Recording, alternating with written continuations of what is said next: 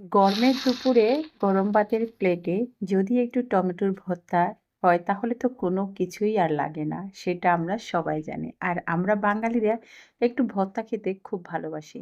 আসসালামু আলাইকুম। সবাই কেমন আছেন? সবাইকে আমার ফেসবুক পেজ এবং ইউটিউব চ্যানেল থেকে আরেকবার স্বাগতম।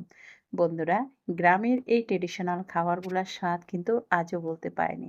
আমি যাতে চানকার মেয়ে, আমাদের চানকার মেয়েরা সবসময় একটু ভর্তা খুব পছন্দ করে। শুধু মেয়েরা না, ছেলেরাও কিন্তু খুব পছন্দ করে।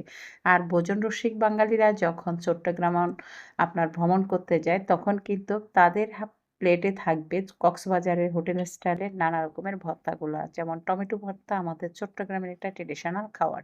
একদম ফাঁকা, ফাঁকা টমেটো আমি যখন বাবার বাড়িতে গিয়েছি, ওখানে বাবার বাড়ি থেকে নিয়ে আসছি। আর এমন পাকা টমেটো দিয়ে যদি আজকে মায়ের হাতের সেই সেরা স্বাদের ভর্তাটা তৈরি না করি তাহলে মিস হয়ে যাবে। চলুন তাহলে কথা না বাড়িয়ে মূল পর্বে চলে যাচ্ছি। আমি টমেটোগুলাকে এখন সিদ্ধ করে নিচ্ছি। সিদ্ধ করার পরে উপর থেকে চামড়াগুলা যখন সিদ্ধ হয়ে আলগা হয়ে যাবে, এখন আমি চামড়াগুলাকে উঠিয়ে নিচ্ছি।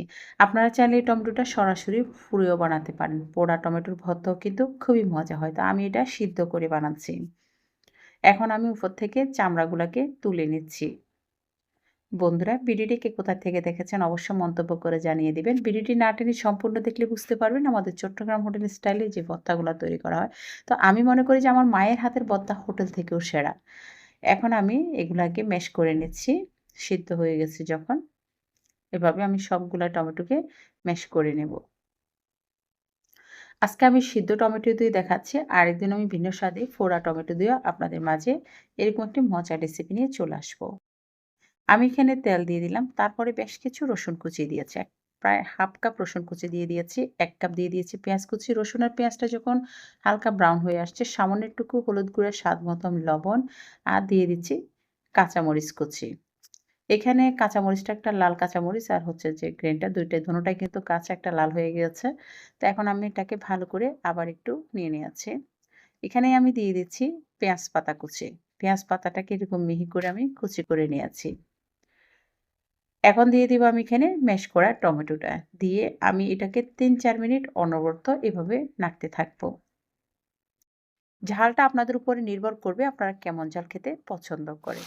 তো আমি এখানে গুঁড়া মরিচটা দিই না, আমি এখানে চিলি পেস্টটা দিয়েছি। এটা কিন্তু আলাদা একটা ফ্লেভার আছে। এটা কিন্তু চট্টগ্রামের খুব আপনার হচ্ছে যে সিক্রেট ভাবে এই জিনিসটা দেওয়া হয়, যেটা হোটেল থেকে আপনারা খেয়ে থাকেন। কেন চট্টগ্রামের ভর্তাগুলো এত টেস্ট হয়। তারপর দিয়ে দিয়েছি আমি এখানে ভাজা জিরে গুঁড়া। ভাজা জিরে গুঁড়া দিয়ে আমি আবার নাড়াচাড়া করতেছি। এরপরে আমি আরেকটু লবণ লাগবে, সামান্য একটুকু লবণ এড করেছি।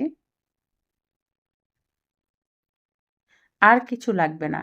অনেকে মনে করে চট্টগ্রামের এই চাটনিতে, ভর্তাতে কি জানি এমন দিয়ে থাকে, এত স্বাদ কেন হয়? সিম্পল মসলায় আপনি মজাদার ভর্তাটা তৈরি করে নিতে পারবেন। আর এই ভর্তা দিয়ে গরম, গরম ভাত, রুটি, পরোটা যে যেটা খেতে পছন্দ করেন তৃপ্তি করে খেতে পারবেন। আজকের ভিডিওটি যদি ভালো লেগে থাকে তাহলে অবশ্যই লাইক, কমেন্ট, শেয়ার করুন। ফ্যামিলি, ফ্রেন্ড সার্কেলদের সাথে শেয়ার করবেন।